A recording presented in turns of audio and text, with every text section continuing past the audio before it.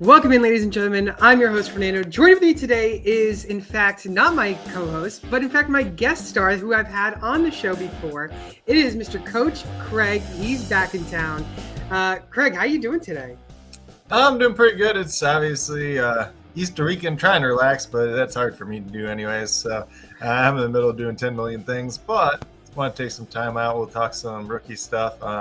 Later today, I'll have my 7-round mock draft up on the Sports Affiliation website too. So that one's going to be very interesting, but took a lot of time to put that together and make everything work with that.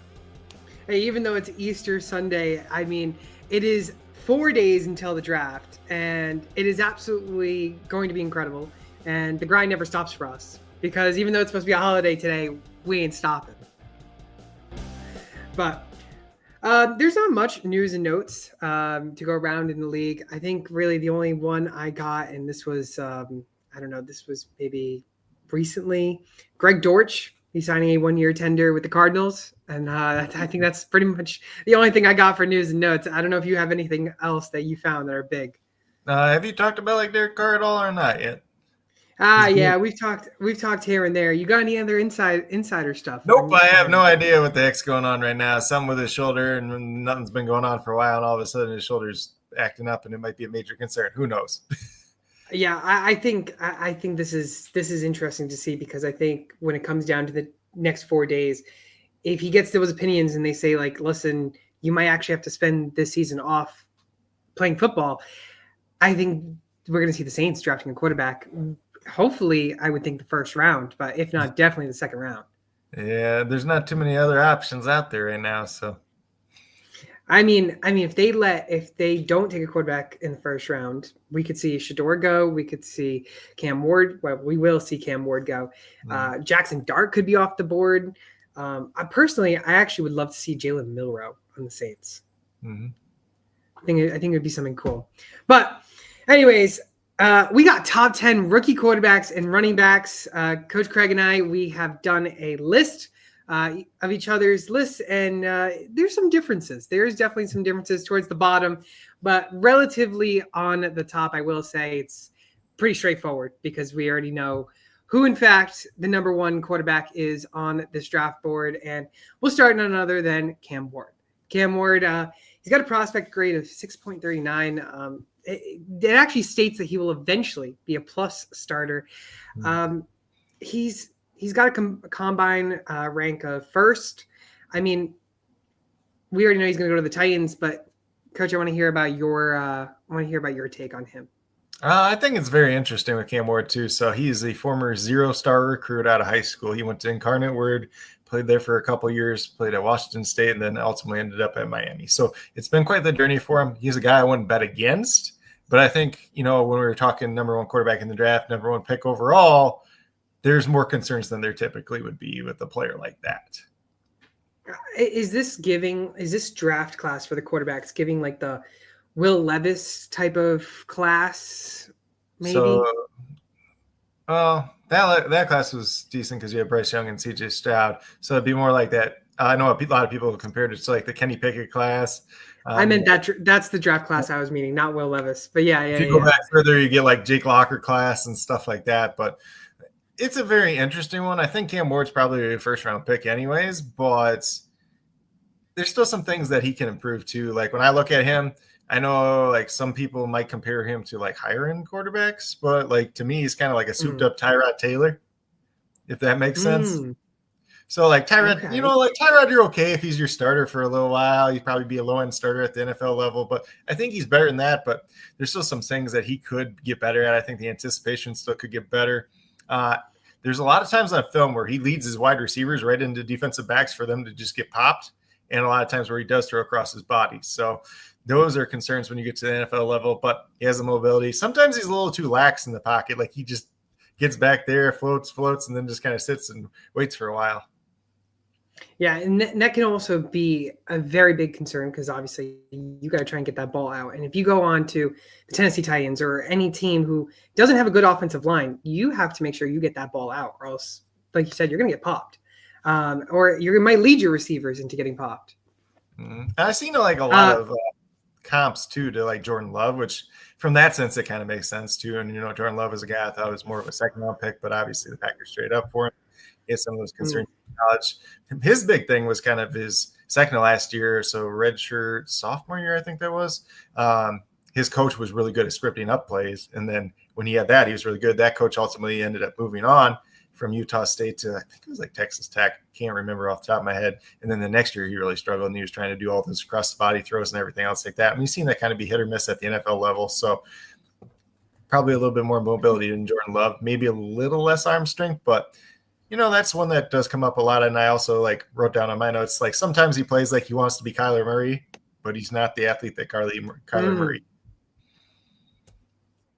I mean, not only that, you mentioned the quarterback comparison to Jordan Love, but I've also seen someone like Ben Roethlisberger being compared to him. And then I've gotten some Patrick Mahomes comparisons to Cam Ward.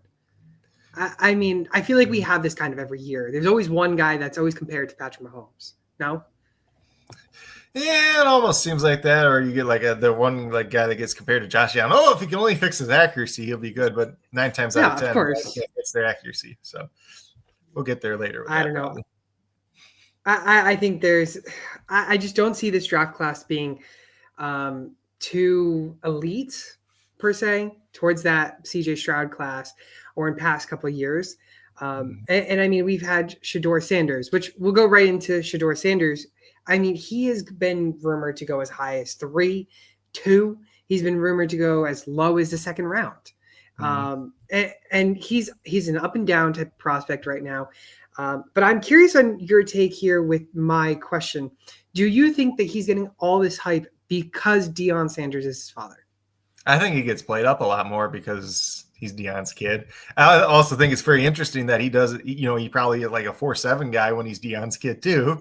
When we're talking about one of the greatest athletes, in sports history, not just NFL history, because he was a good baseball player too. Like the 1 year in the national, I believe he led the National League in triples, and he only played like half the year.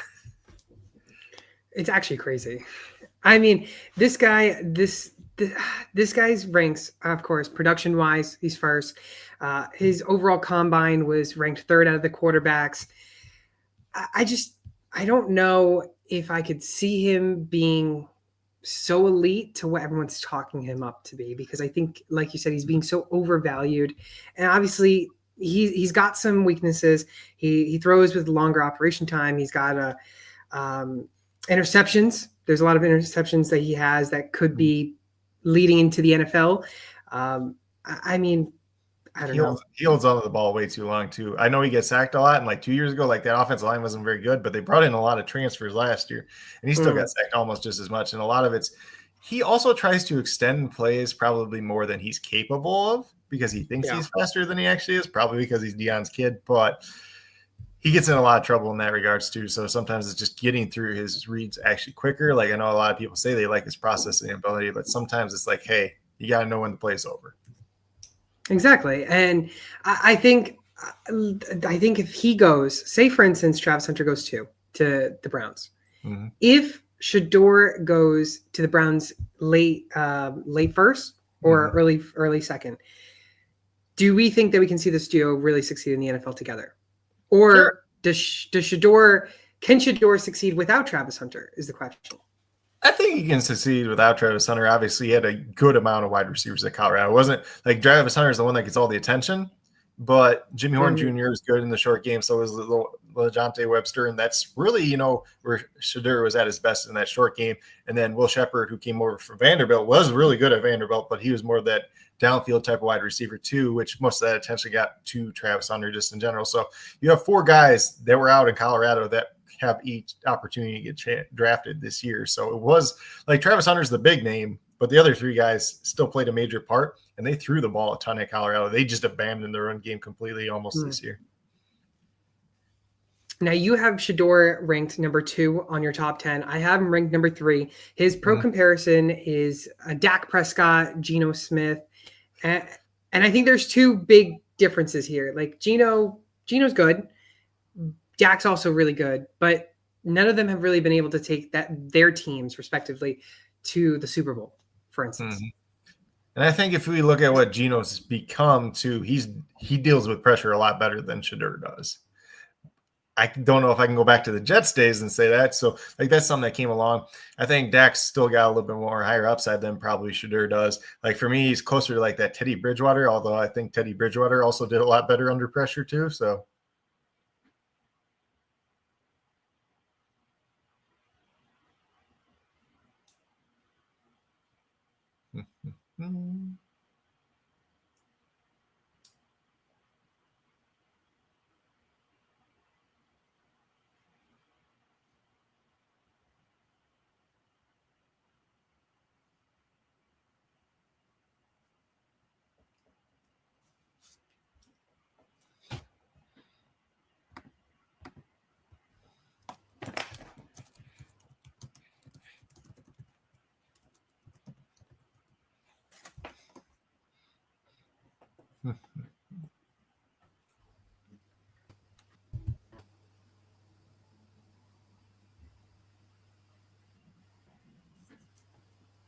Oh, I think we're back. I think we're back. I was gonna say, I think you froze there for a second, so I don't know exactly if where I was at in the rambling and what you heard all. Technology, I must say. I don't know.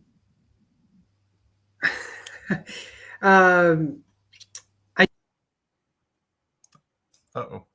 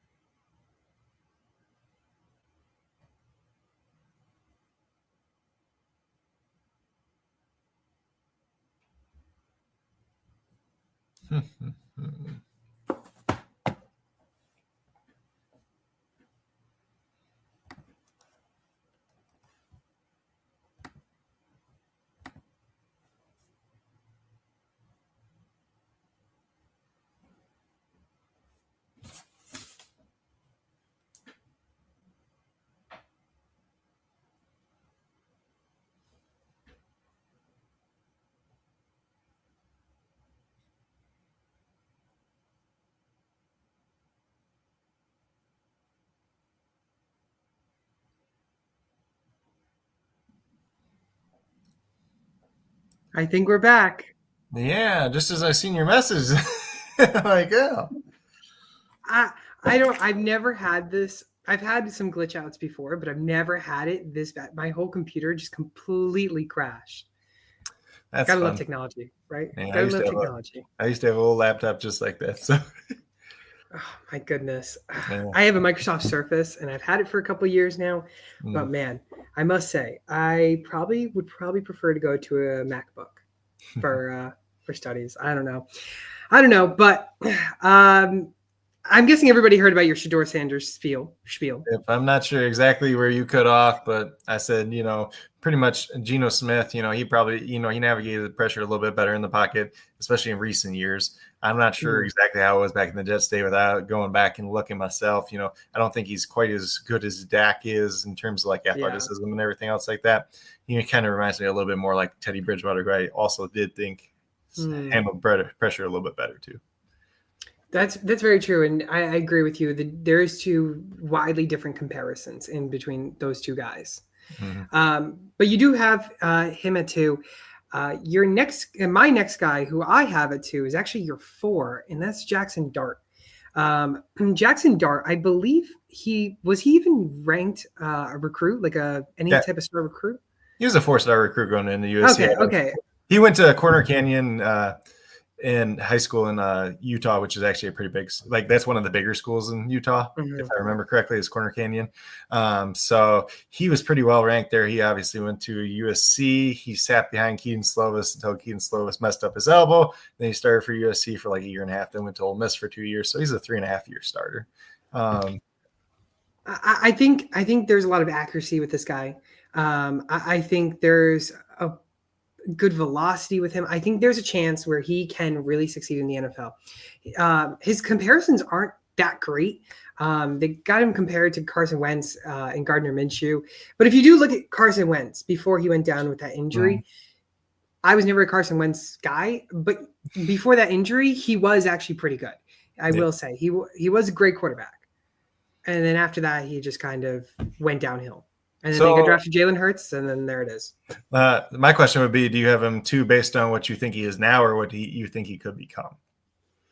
I have him based on what he is, but with the potential of where he can go into the NFL. Yeah, because I think mine, for the most part, the way I rank is kind of where I think guys are right now. So if I needed somebody to start right now, he would not be my choice. So that's kind of why I have him at 4. Because I think there's still a lot of progression he needs to make in his game, especially coming over from Ole Miss where Lane Kiffin schemes everything up. So everything's first read, ball out. And a lot of the Senior Bowl, he was still doing first read, ball out, staring down guys. And that's kind of the major concern there.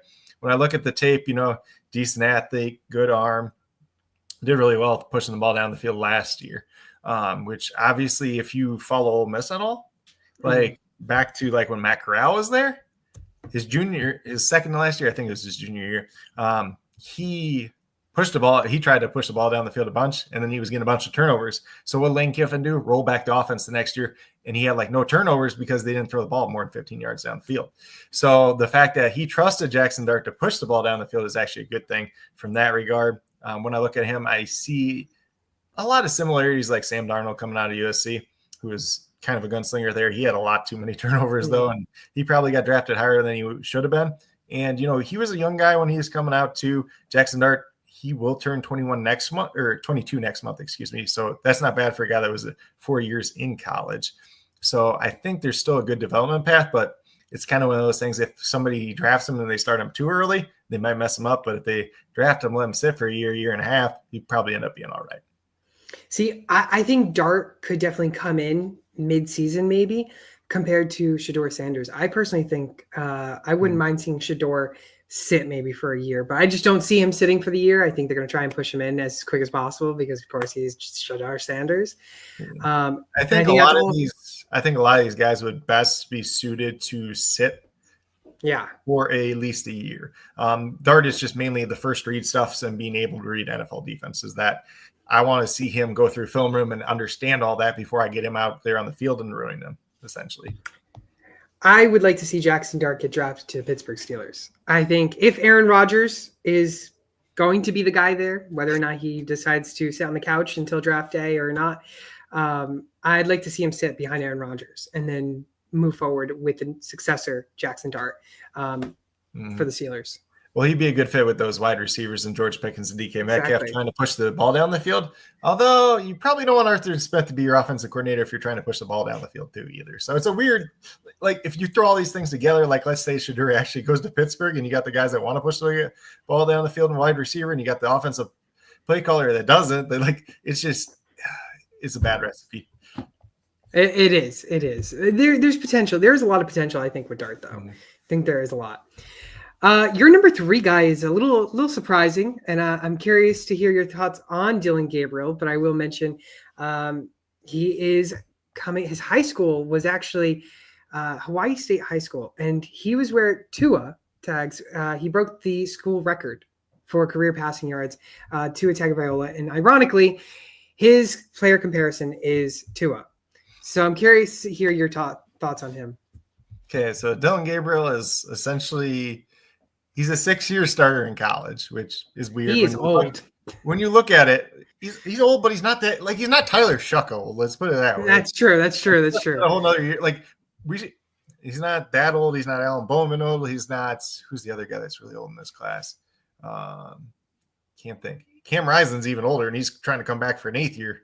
So that's a whole other story for a different day. So Dylan Gabriel, he pretty much started all through high school. Started as a freshman in high school. Started as a freshman in college at Central Florida. Did very well there. They had a cool wide receiver room back then too. Not a lot of those guys panned out at the NFL level. Besides Gabe Davis was there, I think, his freshman year, and then his sophomore year, they had a whole bunch of other guys that either got drafted or got camp invites, or like Marlon Williams and Jacob Harris are playing over in the UFL now. So a lot of talent there. But he was able to air out the ball there. He's played at Central Florida. He's played at Oklahoma. He's played at Oregon. So he's played at 3 different programs. 3 somewhat different offices, I'll call them too, because like the one that they ran at Oklahoma was pretty much the same as Central Florida, because like his old offensive coordinator came over and kind of ran it, or he was like the guy that recruited him or something to Central Florida. I can't remember the full details off the top of my head. But when you look at Dylan Gabriel, he's started more games in college than any quarterback ever. This guy, like you could just throw him out if you need to in any game situation, he'll be fine. That's pretty much the biggest thing with him. What people don't like, he's on the smaller side. He's 5 foot. He came in at 5'11" at his pro day. At least he was like 5'10" and like 5'8" or something before that. So, but we've seen guys like that succeed over time, and he's not like some of the other short guys where he's afraid to throw over the middle of the field. He's done that. He's shown that. He has arguably the best anticipation in the class. A lot of people have underestimated his arm strength, which was really good at Central Florida. And then it's like, people just kind of started questioning it. But like, he can make the outside the hash throws. He can make every throw on the football field. And, maybe like there's not too much bad with him, honestly. So that's kind of the thing. It's just like he's a ready-made backup at the NFL level. He might not have the high-end upside of some of these other guys, but NFL teams value these guys that have started for a long time. Look at some of the guys that have succeeded in the NFL. It's the guys that played multiple years in college and started for multiple years. And the guys that usually fail are the guys that started for like a year and a half. Now, my question to you is, you mentioned about his arm strength. There has been concern with his arm strength on whether or not he can lead his receivers down the field. You have no concern with that? No, I have no concern. That's kind of what I said too. I said there's a lot of people that have had question marks with it, but if you actually go back and you watch the film, like there's no concerns. Like, especially if you go back and watch like sophomore year, Central Florida, like he pushed the ball down the field like none other. He makes the outside the hash throws. Like, he does pretty much everything you can ask of him, but he's a guy he's just a little bit undersized. He's a lot more athletic than people give him credit for too, though. So like when you look at like the comps to Tua, it's like he's more athletic than Tua is. Maybe Tua, before he had all the ankle stuff, yeah, he was a little bit more athletic, so maybe it's comp that way too. But he's just a guy you want to draft, have him on your team, and be a good, solid backup for a long time. Like there's not too much bad to say about him. He's never going to be a high-level starter, but he's going to be a guy that's either going to be, one of the bottom 10 guys in terms of starters, or one of the best backup quarterbacks in the league. So, like I said, when I look at it from my perspective, a lot of this, I look at what they are right now. I don't think he's going to be getting like much better, but I also think that he could go out and start day one if you really needed him to. Okay. Yeah, I think I could agree with you saying that he could definitely be a solid backup, and with the potential of being an average starter, not like you said, not a high level starter. This next guy is interesting because I've been on the fence on where to actually put him. I currently have him at number 4. You have him as low as 6. It's Jalen Milroe. Yep. I already know you have something to say. Let's hear it. You have something to say about him. The thing is, I really like Jalen Milroe, but like when I'm ranking all these guys here, like part of mine, like I said, it's a combination of where most of it's like kind of where guys are right now. So when I look at where guys are right now, yeah, like I don't want to roll Jalen Milroe out week 1. That will be a disaster. We've seen it with Anthony Richardson, and he's had more experience than Anthony Richardson either had coming out of Florida, and that's the guy he's going to get compared to the most is that and Jalen Hurts.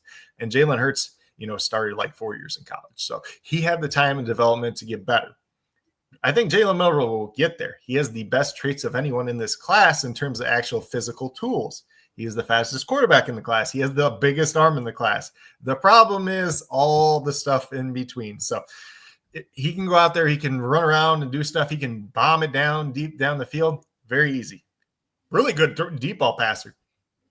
Short and intermediate, the accuracy is not there. And a lot of it's just he has this explosion. And when he flicks his wrist and he doesn't have his base set underneath him, you don't really know where it's going in this, where you have a lot more accuracy issues. So maybe that gets better over time, maybe getting rid of the right quarterback coach and everything else like that and improving his footwork and the whole process of the ball coming out. It could happen. I like him quite a bit. If I could get Jalen Milroe Georgia game out of him every single game, he'd be a first-round pick without any questions. The problem is you look at like the Vanderbilt game, you look at like half the games are good, half of them are bad this year. And, last year you had Nick Saban, like last college season, not this past one, but the one before that, Nick Saban, Tommy Rees offense and whatever. Not. They figure out the way to best utilize his talents.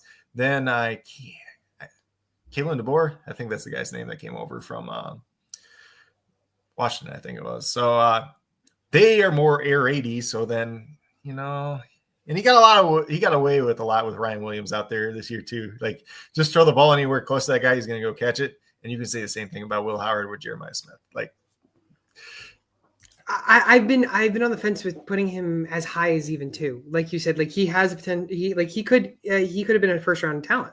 Mm-hmm. You look at this past season, like you said, he had 16 touchdowns, 11 interceptions. But you look back in 2023, 23-6 on the touchdown to interceptions. His yardage didn't really fluctuate too much. It actually was 10 yards apart from each other from season to season. Which that should right there, that should be a red flag because he went from running kind of this offense that's built around him and running the ball more to this offense that's supposed to be an air raid offense, It's supposed to be. And then it turns out, how does it end up being the same amount of yardage than what you saw the past seasons? Mm-hmm. I will say he did rush a lot more in 2024. And that's the thing. He's increased his rushing ability every single season.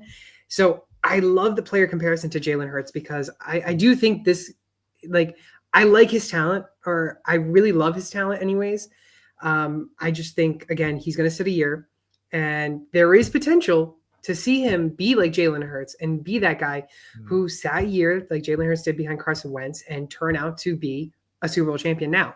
Mm-hmm. I think it'd be very interesting. Like you get round 2, round 3 or whatever. If he's still out there and you're the Colts, just go grab him because you already got Anthony Richardson. So it's like, really, you got 2 chances of getting it right, and you don't have to change the offense that much differently.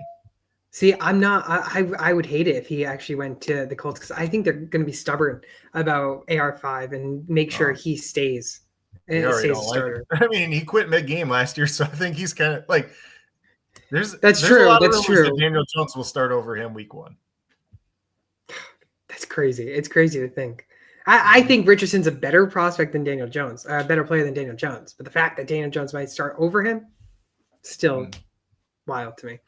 But I'm excited for Jalen Milroe. Again, I have him at 4. You have him at 6. Again, like you mentioned, there is a lot of red flags to see, but there is some green flags to take a look at too. At number 5, you have Kyle McCord. Now, I have him down at number 9. His athleticism score was actually 15th among quarterbacks. His combine rank was 13th. We both have him top 10. You have him top 5. Yep. I mean, he was a 5-star recruit. There's potential with him. There's a lot of strengths. There's a lot of comparisons all around on what he can be. I got him to Mac Jones, to Kirk Cousins, to even Mitch Trubisky. So I hope he doesn't turn out to be Mac Jones because he won't be irrelevant. But he could be comps too, because the comp I've heard the most is Baker Mayfield, and that's kind of like who he says he structures his game after. Really? And they're both a little bit smaller, but he's got like an inch and a half height wise over Baker. Baker's like right around 6 foot, and he's closer to 6'2". Otherwise, like weight wise, they're about the same. Baker's a little bit more athletic, I will say that. But McCord, he can move enough. He has functional athleticism, but he's not going to go break the pocket and scramble for a bunch of yardage. But he can move the pocket enough and have that pocket presence. Obviously, he spent a long time at Ohio State learning how to play quarterback, which is probably the right way, and then he ultimately ended up going to Syracuse, which like some people will question just this year because they're like, oh, maybe he's afraid of competition or whatever, and like this stuff. And like there was at times in the past at Ohio State where he kind of rattled under pressure. So that's kind of the biggest concern there. And like obviously at Syracuse, went out, he balled out. Was like the leading passer in all of college football. If you watch him play, though, he has the best ball placement of any quarterback in this class. If you watch his throws, it's just like the ball is right where it needs to be every time. Like that is his strength. And I think if he goes to an NFL team, if he goes in the right scheme, like a Sean McVay team, like sits behind Matthew Stafford for a year or two, and then Stafford retires, and then he comes in, I think he's going to be just fine.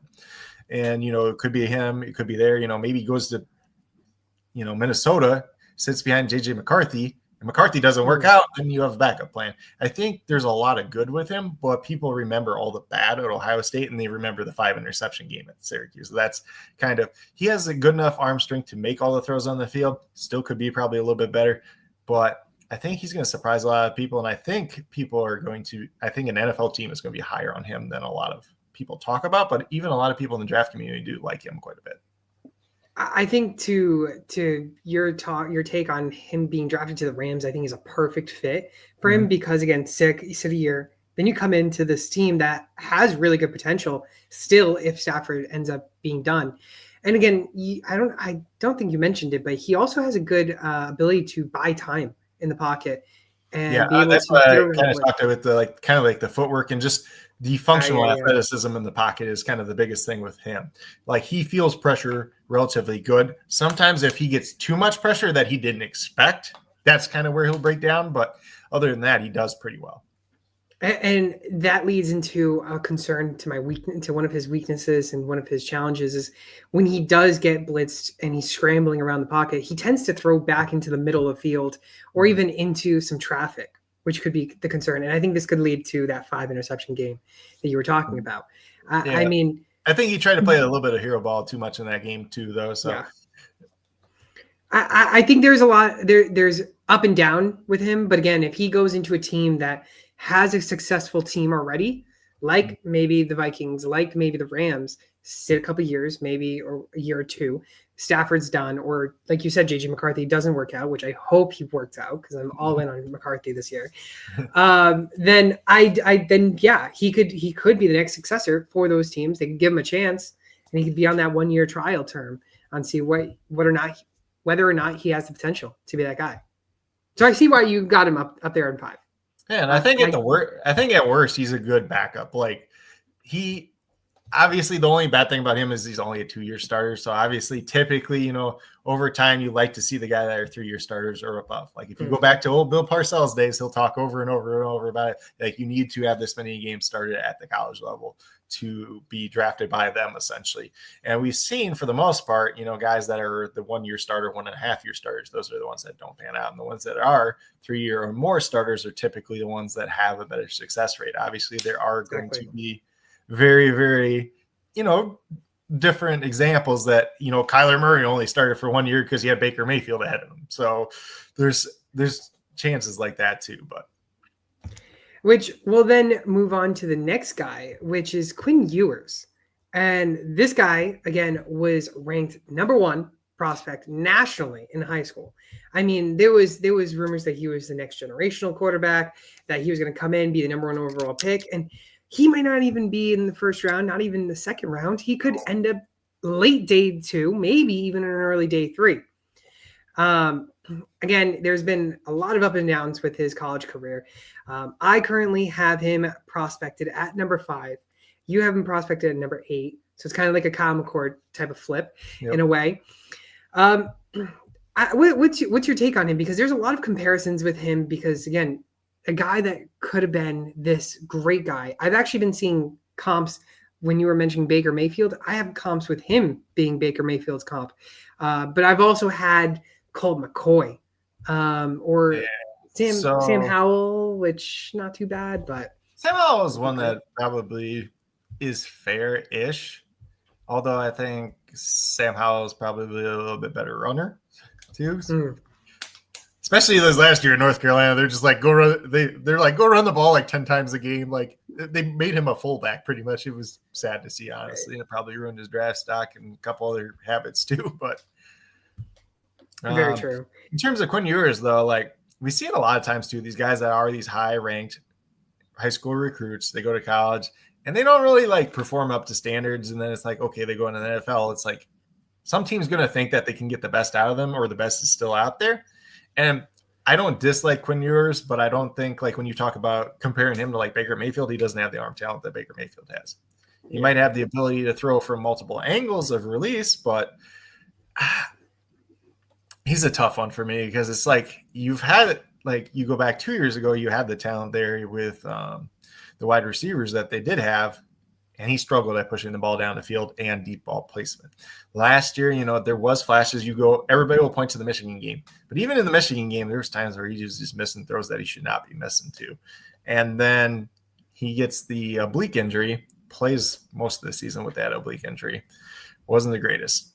So, like, you give him props for going out there and playing through it, but obviously it did affect him in a pretty big way. He's just kind of one of these guys that it's really hard to get a good tell on at this point in time. I think, if he gets in the right system, he could be a decent backup, but I don't think he's ever going to be much in terms of like a starter. And kind of the one name that he reminded me the most of is the name that people aren't going to love. But a guy that, was a big time recruit, had some flashes in college at the 2 colleges he went to, got drafted in the 3rd round in the NFL. Didn't really do much at the NFL level. Has been primarily a 3rd stringer. It's Will Grier. Oh God. That's like, if you go and watch those 2 guys though, like watch Will Grier in college and watch Quinn Ewers, it's almost the same guy. Oh, that's brutal. That's a brutal comparison.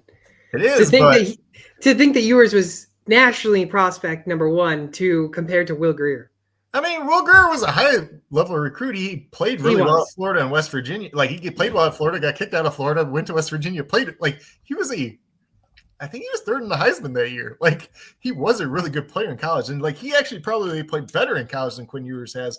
But just when I watch those 2 guys, I'm like, this is what I see. I'm like, unless he takes, like, this big step when he gets to the NFL, that's pretty much the player I see him as.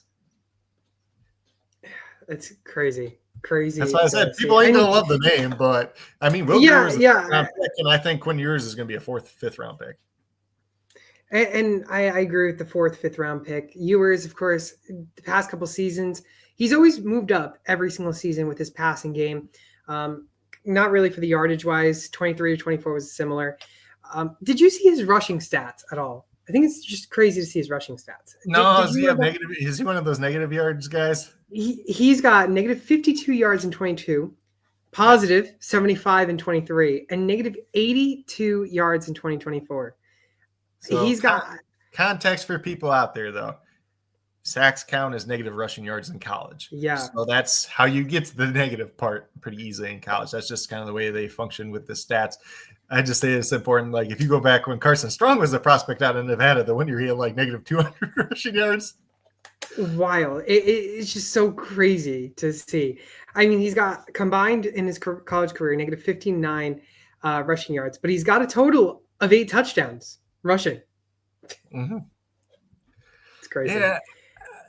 I just don't think the physical traits that people said he had out of high school, I just don't see it now. Like, he's not that big, doesn't have that good, strong of an arm. Like, I don't know. Something's got to like really change for like, Yeah, there is potential with him. It's just whether or not he can really be the guy that people thought he was going to be, that number 1 prospect. And it's hard too, just because like he went to Ohio State to sit for a year and learn there under Ryan Day and some of the guys they had there, which typically would be a good thing for quarterbacks. Then he goes down to Texas and he's had Sark down there like his whole time at Texas. Like, you've been around some of the best guys to help develop you, and this is the best that you got out of it. That's kind of a big concern. Yeah, very true. Moving on to another guy, Will Howard. You have him completely off your list. Yeah, he'd be like number 11 for me, like 10A, 10B. But like, I just like, honestly, at the end of the day, I want to give Brady Cook some love, more or less, like, because I'm going to be dropping like my top 10 personally for each position coming here, like probably either later today or tomorrow. And I'm just not a Will Howard guy, like, if I'm being completely honest, but I've moved him lower and lower, and probably by the end we reach draft day, he might be as low as like 8, 9, maybe 10, because the combine was brutal to watch with him. I mean, he was just missing throws after throws after throws against air. Like, and I get you're you got wide receivers that you're not used to running and trying to figure out where they're going to be. But when you keep missing, like that's a big concern. I mean, it's not like you're actually getting pressured or anything. You just got to make the throw, which should be easy for a guy who's played quarterback his whole life. Mm-hmm. Maybe you missed one or two or a few. Sure, that's fine. Everybody makes mistakes. But I mean, it was brutal. And I think that's also what's made him drop a little bit more in a lot of rankings because of his combine.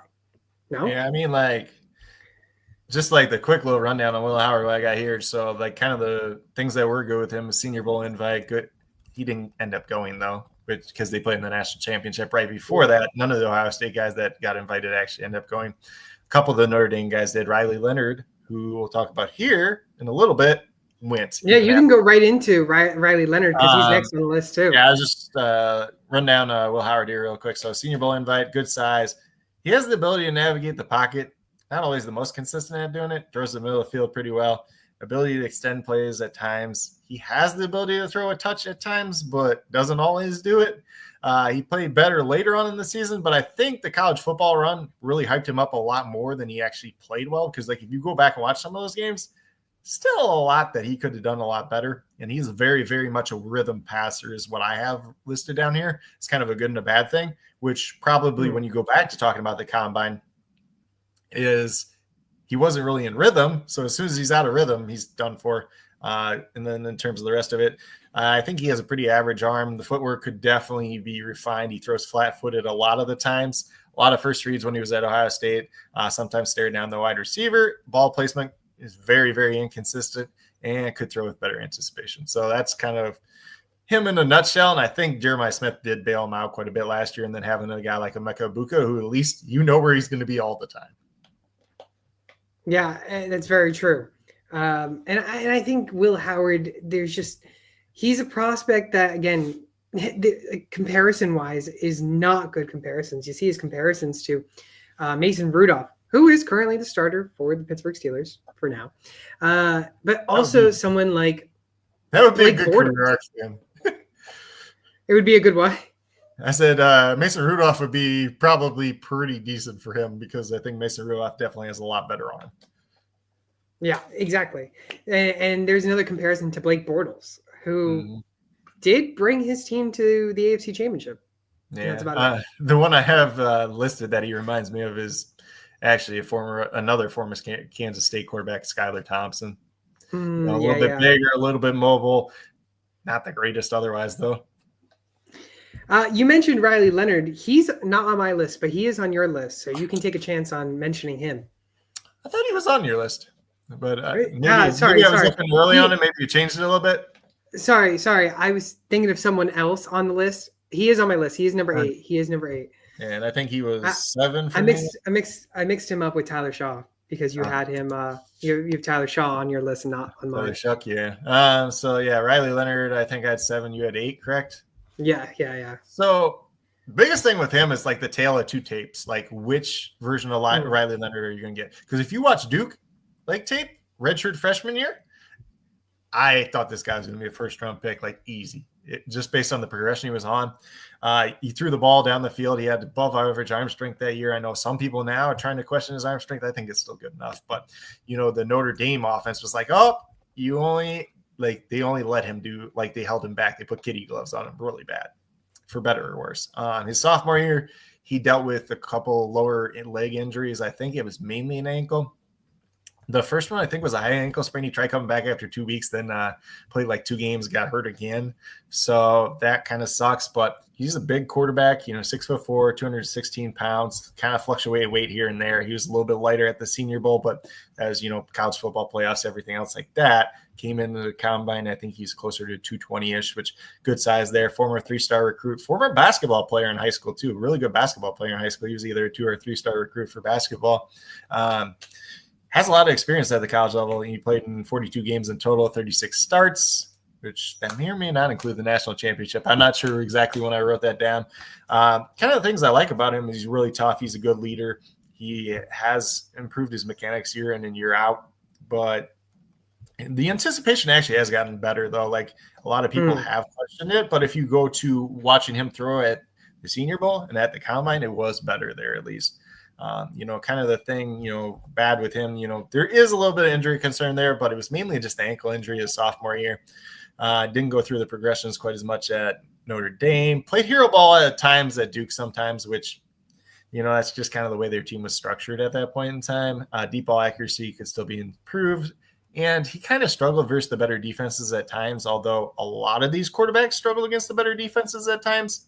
And then there's Shedeur Sanders, who just looked terrible versus BYU. So, I mean, you could say almost like he has like this raw talent, raw athletic ability, and like he's got the potential, but again, he could be just another one of those backups that you're going to see moving around in the NFL.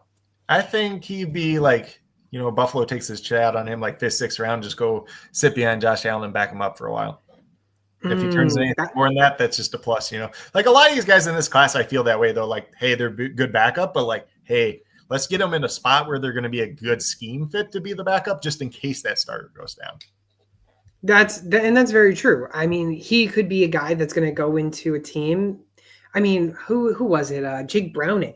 He was drafted to the Bengals, and when Joe Burrow went down, drafted at all technically. Sorry, he signed with the Vikings practice squad. He was there for a couple of years.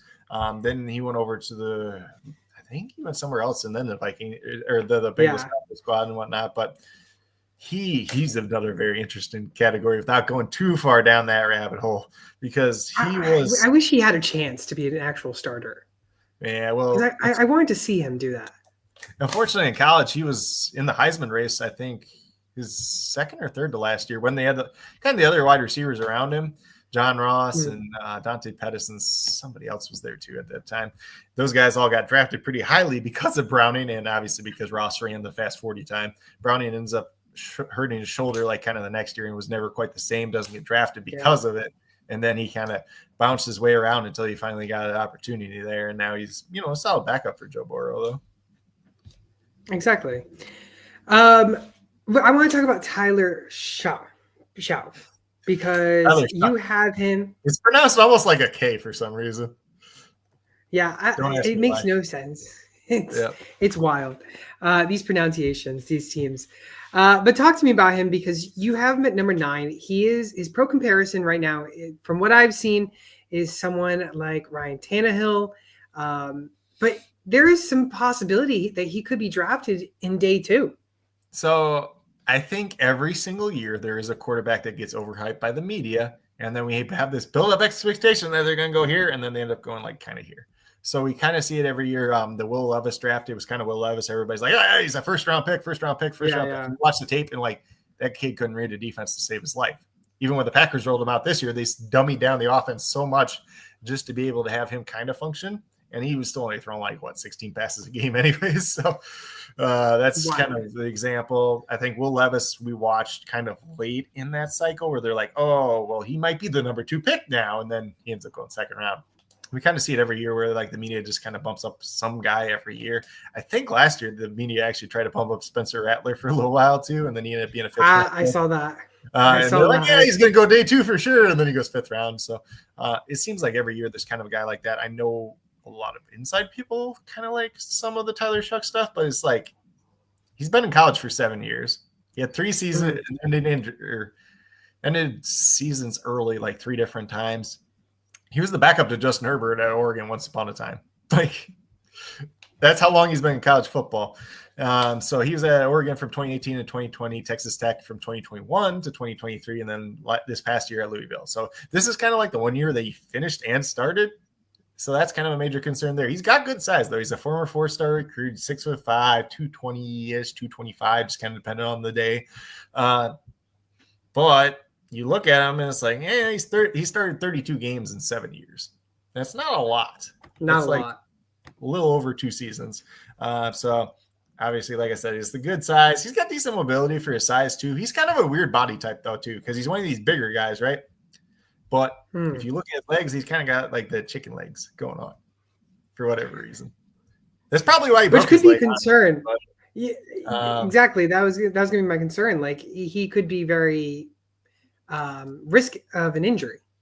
with So him, his with biggest thing, like steroids. one of his biggest weaknesses is actually because he's been injured, he plays scared at times too. Like he drifts a lot back in the pocket, which leads to him throwing off his back foot a little too often. He gets a little bit happy feet at times. The footwork could definitely be improved.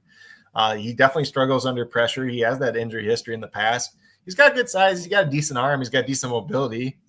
He goes through his progressions really quickly, sometimes too quickly, though. That was kind of his thing. So, like, he's got the good mind because he's been around football so much, because obviously he's 25 years old and he's been around for 7 years. But, like, actually playing it out on the field, there's a lot of hit or miss and a lot of volatility there. And, like, pro comp that I have for him is Desmond Ridder. Like, Desmond Ridder, that's a good shout on him. Because, they're both kind of taller. They're but a little bit leaner. They don't really have that mass in their legs or their lower half, however you want to say it. And they both struggle with deep ball accuracy, and they both play scared at times. True. I can see that. I can see that as a good comparison. Again, I think, what was mine? Ryan Tannehill, I believe, was his comparison. Yeah. Which, so I mean, like, Tannehill is like Tannehill is what you hope you get out of him, pretty much. Exactly. Yeah. Our two guys at number 10, to round it out, I'll just go brief on my guy, DJ. Now, again, pronunciation, but Uga Wale. I could do this, but now you go. Yeah, Wale. I'm just trying to think. So DJ Ungalele. There we go. Something close to that. Yeah. I missed DJU. Yep. So DJU from FSU. I mean, he was a former 5-star recruit, I will say, and there was so much potential. Do you think that him coming back this past season hurt his draft stock the most? Because he could have went to the draft last year, no? Yeah, I mean, I think if he went last year, he probably gets drafted. I don't think he gets drafted this year. Yeah, that's the problem. He might not get drafted this year. And last year, like you said, he could have been drafted. He decided to come back another season, but it's really, he doesn't have much potential. There is a lot of potential with him, but because of being a former 5-star recruit, but based on his college stats, it just doesn't look like he can be the guy to produce for a team. I mean, my top comparison was Joe Milton because of the arm. He doesn't have Milton's arm, though. Well, yeah, no, not many people have Milton's arm. I know, but I mean, I don't even know. I don't even think DJU has above average arm strength coming out. Like he has some of the worst pocket presence I've ever seen out of a college quarterback too. Like especially if you go back to the Clemson tape and stuff. And like for this big guy that was supposed to kind of be like Big Ben and like be tough to bring down and be able to move around a little bit and all this other stuff. Like he never really ran for much of anything. He was pretty easy to bring down the pocket, like let the pocket collapse way too easily, especially when he's at Clemson.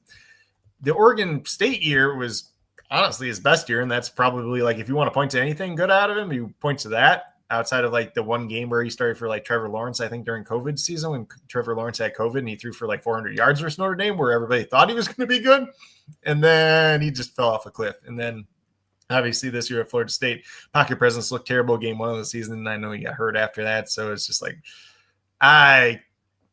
he'd probably be my quarterback like 20 this year, honestly. Yikes. But your quarterback 10 is none other than Brady Cook. Yeah. And we can touch a little bit on him. You want to have him on as an honorable mention over here at number 10. Yeah, so I put him on as number 10, obviously. Like him and Will Howard probably close to it for number 10. Obviously, I like the potential traits that he has, at least. He's a good athlete. He ran like a 4.59 at the combine for a 40-yard dash. You see it on tape. He's ability to run around and extend the pocket and everything else like that. Decent arm strength. If you look at earlier this year, though, if you look at early on this season, don't look at that for the arm strength because he changed his mechanics. He tried to make them what he was being taught to make them better. It kind of had the reverse effect, though. He was less accurate and he had less zip on the ball when he did that. Part of the way through the year, he went back to his old mechanics, albeit he was playing very, very banged up this season. So if you look at this year's stats, kind of bad. Like the honestly kind of suck. And like everybody that looks at Luther Burden, they're like, oh, well, you had bad quarterback play this year. Well, Brady Cook probably had like 4 injuries at any given time this whole year. So I can't really fault him too much like that, but he does have some decent arm strength. He has the ability to move around. He is a good athlete. So I think, it's kind of like a quarterback 3 on a team. It's kind of a project upside type of guy. Makes a lot of sense there. And, when I watch him play, he plays similarly to kind of like Tyler Huntley, who nobody thought much. Ooh. He was an undrafted free agent too. Guy that could move around a little bit better. Actually ran a slower 40 time than Brady Cook. So, as kind of a quarterback 3 practice squad guy to bring in, develop, and everything else like that, I think he could have some potential upside at one point in time. Some good possible potential. That rounds out our top 10. Let's go right into the running backs. Yep. Might be a little longer of a show than expected, but Ashton Jeanty, I don't know if there's much to really talk about this guy. I mean, this guy sucks, right? This guy sucks. Yeah, I mean, like, for me, the top 2 guys, are the top 2 guys, and there's not too much else to say about them. I mean, like, Jeanty's, one of the best running back prospects we've seen in quite some time, probably since Saquon. So you don't really need to say, like, too much there. There's not much he can't do on the football field. Exactly. I'll give a pro comparison to him. LaDainian Tomlinson was the guy that he was being compared to. One guy that's currently in the NFL, Alvin Kamara. I think he's probably, he got a little bit quicker than Kamara too. Kamara didn't run that fast in 40 time, but they both have really good contact balance. Exactly. Number 2 on the list, again, this is our consensus 1 and 2. Amarian Hampton, he's again projected to go number 1. I really, really want him to go to the Broncos. I'd love to see him on the Broncos. I just don't know if he's going to fall to the Broncos right now. There's been so much that he could be top 12 running back. Quick comparison to him. Marshawn Lynch was a comparison to him. And then also Jonathan Taylor to current NFL comparison. Yeah, that's not too bad. I think he's a guy that's a bigger back, obviously, but he does have the speed and explosiveness still, and he has shown the ability at least to catch the ball out of the backfield at a decent rate. I mean, is there a possible third running back that you think actually has a chance to be drafted in the first round this year? I think there's one. I think the only guy that has the chance to be the third running back drafted in the first round would be Travion Henderson out of Ohio State. And it just kind of be more on the speed and like what he's shown freshman and senior year. Kind of in the middle, there was those injuries, especially that weird foot injury that I think it was his sophomore year that he was playing through. And like I don't ever think they even announce what, like, college is weird when it comes to injuries too. So they like keep everything hush hush, and it's really hard to figure out like what things were. I'm sure NFL teams know all about that. And a lot of times with those foot injuries, if they're severe enough, they don't affect just that season. They affect leak over a little bit into the next year as well, especially if it's something like Liz Frank. So the fact that he had the down production sophomore year when he was trying to play through it and wasn't explosive, and then it kind of lingered a little bit into the junior year, which was still pretty good. Like, you got to remember, this guy's a 5-star prospect, elite prospect, good speed, good contact balance, ability to catch the ball out of the backfield. I think if a team values him enough, there is a chance that he could go round 1, but I do expect him to go early round 2. Yeah, and he's got some cool player comps too. He's got Aaron Jones as a comp, and then I also saw Kyron Williams. I think probably the 2 that would kind of be like in mind with me would kind of be like a Maurice Jones-Drew or like an Aaron Jones type player. Like Maurice Jones-Drew, like you don't think about him being that fast, but he's kind of that bowling ball guy, kind of tough to tackle, good contact balance, could catch the ball in the backfield. A lot of similar traits to that. I'm not sure if he'll ever be as good as Jones-Drew was, but he has a lot of similarities. You have him at 3. I have him at 4. But also can't forget, you mentioned how elite of a prospect he was. He was ranked number 1 prospect nationally for running backs. Mm-hmm. So you can't forget about that and how much of elite potential this guy does have. And he just needs to fall on a good team or a team with a lot of potential for a running back. And a committee, I don't think it will work out for him. I think he'll be a part of a committee, but I also think he'll be the lead part of a committee, if that makes sense. I think a lot of these guys this year are going to be committee guys, but I also think they have the chance to be the lead guy in a committee because I think the NFL is going more towards that committee just in general. But I think the top 2 guys will be bell cow guys, and then everybody else is going to be kind of committee guys, but they'll be the guy that gets 60%. Which leads into another guy who will probably be in a committee, but also has a chance to be in that lead committee. And my number 3 guy, Quinshon Judkins. Judkins' player comparison is actually Joe Mixon. And he's got an athleticism score of second in the combine against running backs. His production score is low, though. It is on the 11th, which isn't good. But again, this guy, he was a freshman All-American, first team All-SEC Freshman of the Year. I mean, he had so many freshman stats he was getting. There is some weaknesses. He lacks some spatial awareness, which could be a problem in the interior. He's got below average speed. But again, he's got this prototypical size, and he's got some aggression. He can play with strength. I think there is a chance that he could be a red zone lead back where he could be a high level touchdown producer. I think the biggest thing with him is he kind of needs to figure out what he wants to be, because at Ohio State, they kind of made him be the Thunder to Travion Henderson's Lightning, obviously, because that's the two guys that they had. He's kind of built more of this tweener back where he's not really he tested good in terms of quickness and stuff like that too. I think it was 4.34 40 time, if I'm correct. But if you watch the tape, he doesn't have the long speed. He has good initial burst though, for what it's worth. He has that. He has some contact balance that's decent. He has really quick feet though, so that's probably the best thing for him. But kind of the spatial awareness and vision and things, that would be kind of where I would question a little bit more. There wasn't really a great comp for him. Maybe a little bit of David Montgomery, but sometimes he likes to go out and seek contact when he doesn't need to seek contact instead of trying to run away from a guy. Oh, the safety's coming down. I'll just lower my shoulder into him instead of taking a step to the left or the right. And that's the thing. Just take that step to the right. Why risk for an injury? That's the thing. He. Go ahead. I was going to say, you mentioned the freshman stats. The freshman stats were amazing, obviously, and he came in as a 3-star freshman, beat out, former 5-star Zach Evans for the starting job, essentially, at Ole Miss. And Zach Evans was highly thought of once upon a time. At least he was ahead of he was ahead of Bijan Robinson at one point in time in rankings. So that. There might have been, he had a whole bunch of off the field stuff. We're not going to get too far down that rabbit hole, but some of the concerns you might have with Judkins is he had the great freshman year, sophomore year tapered off. Obviously, we know he split carries last year, so it's just kind of I don't know. It'll be very interesting to see how running back plays out this year. I think you'll probably get the two guys in the first round. I think Travion goes, early second round, and then I wouldn't be surprised if kind of this next wave doesn't happen till late round 2 or early round 2, just because of the number of guys that are out there that could play a similar type role.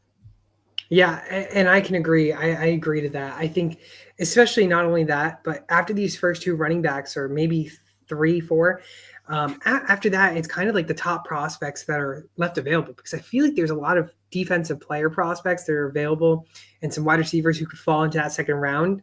And then you're going to see a lot of those teams jump up to try and get those guys. And then, like you said, later on to that second round, early third, is when we're going to see that wave of running backs. Yeah, it just I feel it's kind of going to depend. Second round could go a lot of different ways, because we're probably going to get a cornerback run at some point in time. Some of these guys coming off of injuries that don't go round 1, teams feel safer taking them round 2.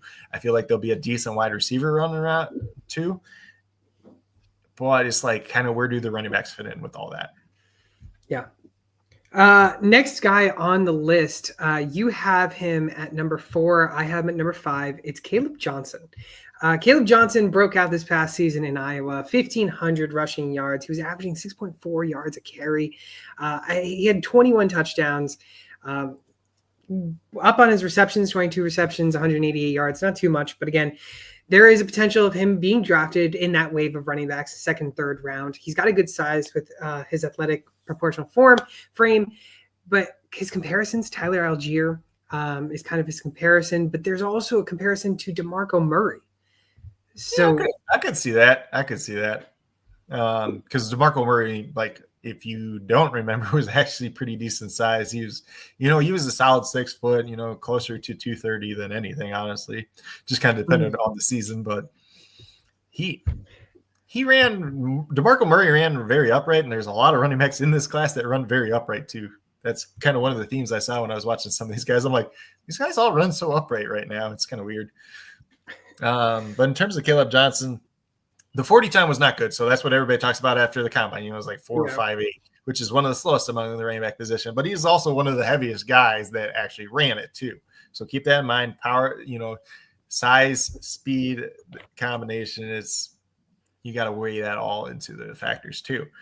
So the good thing about him is he does get up to that top speed very quickly though.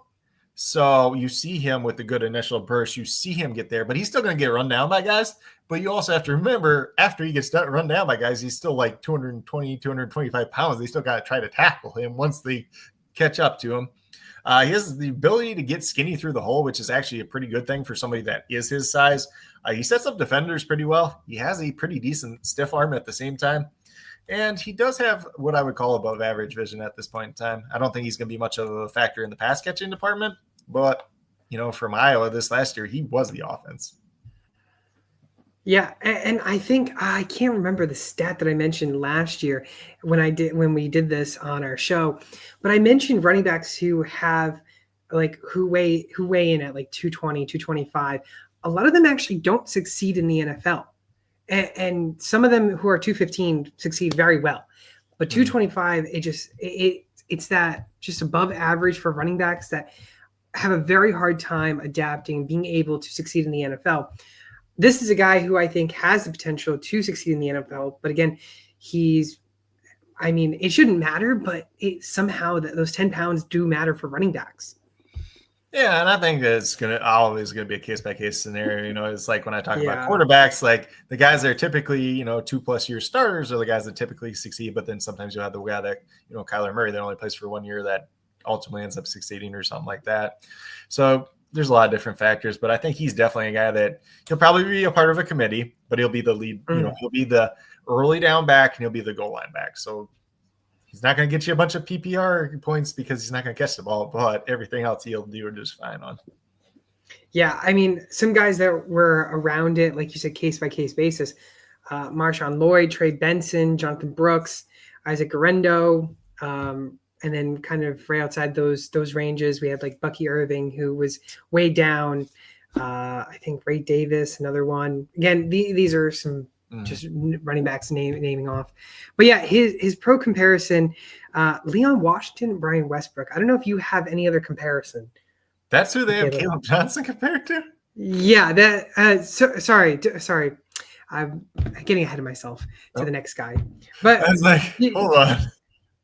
No, definitely not him.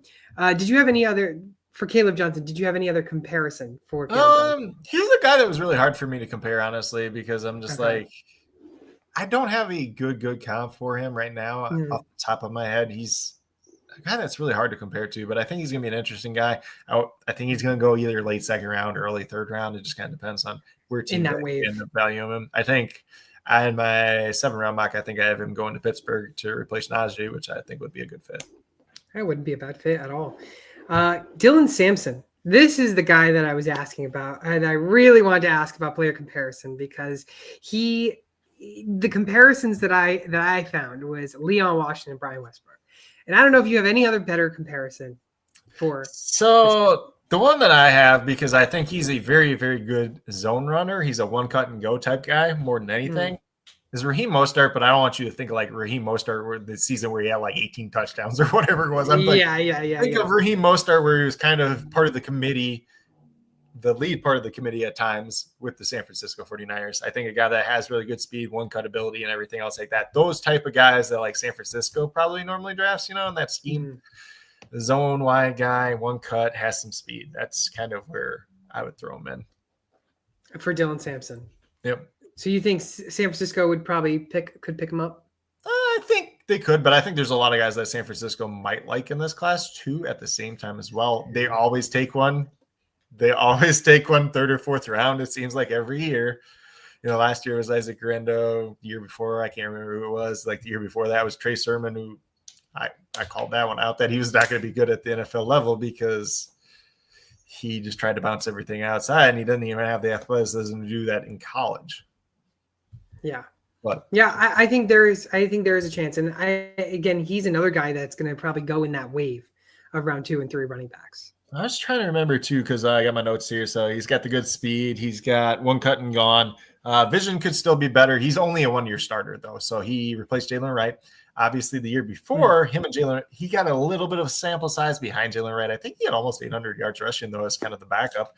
And then I think he's one of those guys that runs a little bit too upright at times, but he at least runs high and tight with the ball to his chest. So he's probably not going to fumble too often. Somebody really got on him at that point in time. I'm trying to remember if it was him or my next guy. One of the, let's see.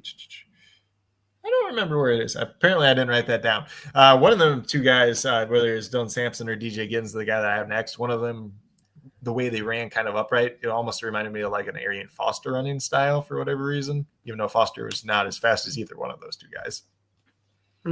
Yeah, and you have Sampson at 7. I have him at 6. We'll go into my number 7, who's your number 9, Cam Skadibo. And I think he's very undervalued. I think there's a chance with him that he could be a sneaky play. The only issue is where he gets drafted. If he gets drafted in day 2, there is potential for him to get that opportunity to be that top back in that offense. But the moment you go into day 3 running backs, these teams don't really care and don't value you as high. But his comparisons are Jalen Warren. We got a bigger, more physical Kyron Williams comparison. I think there's a lot of good potential with him. I mean, you look at his combine ranking. I mean, he was up there for the combine rankings for the running backs. His production score is up there. I mean, there is a lot of potential with him. He runs with good footwork, which is very good to see with running backs. He's got top speed, which is pretty quick. But there is some weaknesses, some challenges that he could face. I mean, his ball security could be a big question mark into the NFL, because the NFL teams, if you can't hold on to that ball, you're going to lose your job very quick. And that's the concern. But if he can somehow make sure he gets that ball security straightened out, he could be a good top back in the league. Yeah, he's one of those guys that kind of just depends on where he lands and how they view him, because I think there's a lot of different ways it could go. You know, you hear all these ones, like these guys coming out of the woodworks, and they're just like, they'll just compare him to every white running back that ever came out, Toby Gerhart and stuff like that too. He's pretty good all-around back. Doesn't really have the long speed. He's a good pass catcher, though. Has good contact balance, good initial burst. He's kind of a surprise guy, you know. For people that don't know, I believe he was a former 0-star recruit as well. Went to Sacramento State for his first couple of years, then transferred over to Arizona State, and obviously balled out this most recent year. So he's a guy that can do a little bit of everything.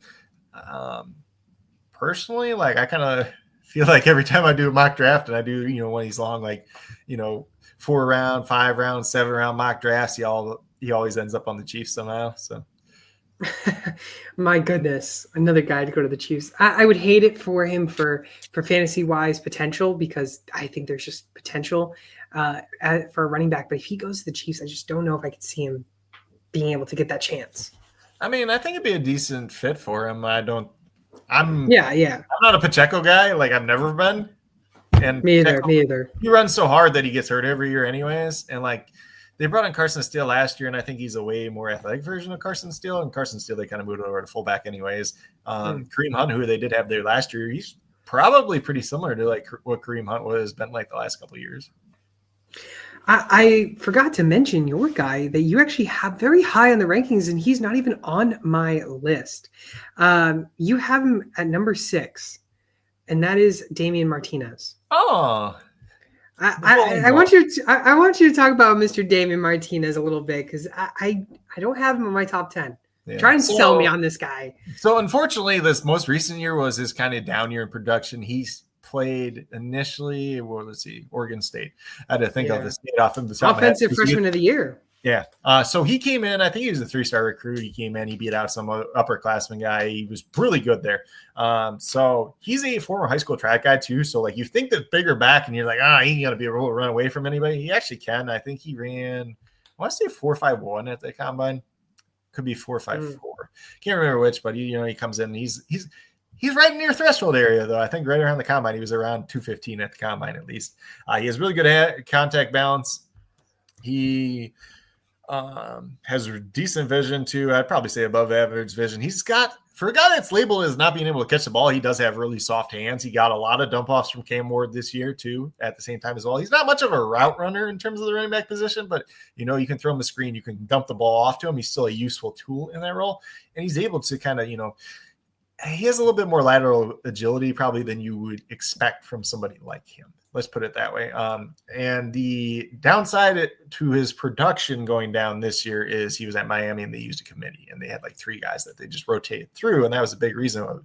But if you look at, as they got later on in the season, they're like, hey, why weren't we playing this guy more? Because he's just really good type thing. So then like, if you look at his production, like later games, especially I think it was either the bowl game or the game before that, that's like his main game this past season. But he's a guy that's produced for 3 years. 2 different colleges. He's bigger back. He does have the long speed. He has decent enough burst. He's a guy that can set guys up in the open field too at times. And he's got that contact bounce. So I think, just kind of everything all together, like you put him in, like he's kind of that perfect blend of everything, if that makes sense. I'm trying to remember where I had him in my 7-round mock. I might have put him, I want to say I put him like just to back up like Jonathan Taylor type guy, but similar mold there.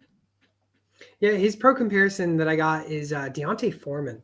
Yeah, so I say the guy that he probably reminds me the most of is James Conner. That's a good shout. That's a good shout. A bigger guy that's got decent contact balance. He's been productive, maybe a little bit quicker than you think of when you first look at him, and a guy that has the ability to catch the ball in the backfield with very, very soft hands. Does he have the potential to be a all-around back is my question. I think he could in the right system, but I think, at the end of the day, he's one of those guys that he's going to be the lead. I think he has a very good chance of being a lead back. He's going to be around the goal line. I think he's going to be an early down back. A lot of it's probably just going to come down to pass protection, which I don't think he's bad at, but obviously all these guys going into the NFL are not good at it. Like even the guy that you think is the best is still not good by NFL standards. Very true. Another guy that you have on the list that I do not is DJ Giddens. He right now for you is ranked number 8. I got a pro comparison to him as TJ Yeldon, and that's a name that I completely forgot about.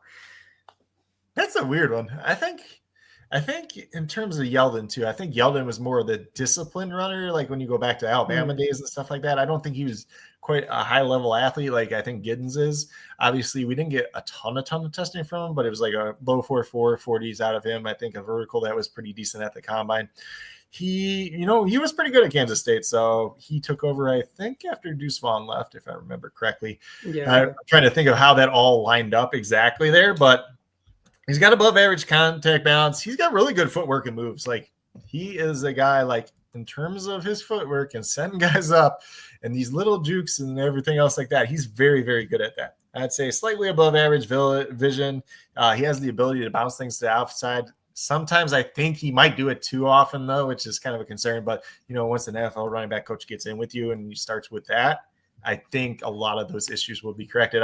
But he does have the athleticism if he bounces the outside to still get around the corner. It's not like Trey Sermon trying to bounce to the outside and run like, I don't know what he ran, even probably be faster than he actually should have, like in pads. But, like you see the burst there at least to get around that if you want to. I think probably still could be a lot better in terms of the passing game. I didn't really watch too much of him in that regards. Kind of the one interesting thing with him is he just wasn't in a post All-Star game event. So he wasn't in the Shrine Bowl, Senior Bowl, anything else like that. I think technically he wasn't early declared though. So that could be a little bit of reason with that because obviously they're a little bit more selective of how many of those guys they actually bring in to at the same time as well. It's going to be an interesting one to see. I think there's maybe like a little bit of Aaron Jones in there. Probably not like high level like Aaron Jones, but guy that is really quick. He can make things happen. And I think his biggest calling card is probably just, the kind of that footwork and being able to set guys up and get different, just be able to get different ways coming out of the hole. Like, I don't know if he's ever going to be like a high level starter, but a guy that you want at least in your running back room at the end of the day.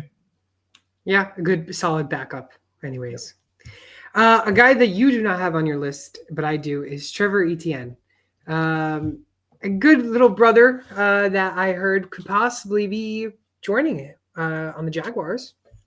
Travis Etienne on the Jaguars, as many people know. But he does lack the speed and power that his brother Travis has on the Jaguars. But there is some good strengths. He's got smooth transitions.